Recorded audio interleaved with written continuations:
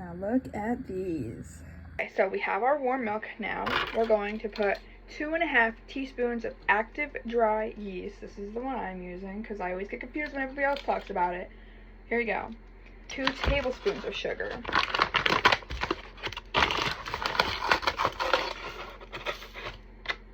One, two.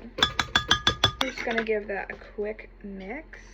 And we're gonna wait about like 15 minutes just so it can get like foamy and bubbly. To our KitchenAid, we're going to add 4 tablespoons of butter, which is just a half a stick, and 1 egg. And make sure the butter's melted.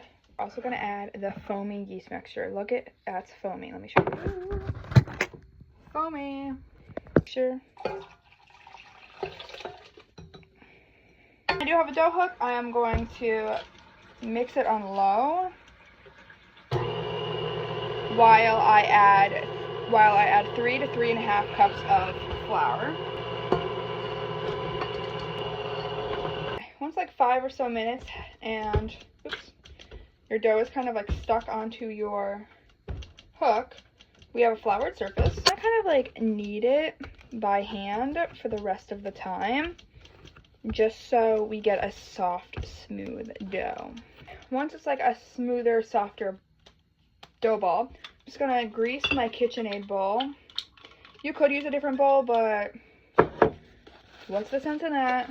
I'm gonna throw my dough ball inside, and I'm gonna cover it for about an hour. Our dough is pretty ready. We're just gonna punch it and throw it onto there. We're gonna do 12 even pieces. So, like, fold the edge, and then roll it into a ball,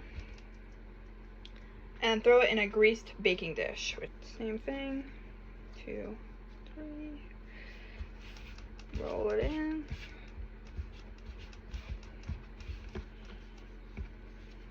Look how good. Now that our dough balls are placed in here, now we're going to just cover them for about 30 minutes. Now we have our dough balls and we're going to throw them in the oven. All right, here are the rolls out of the oven.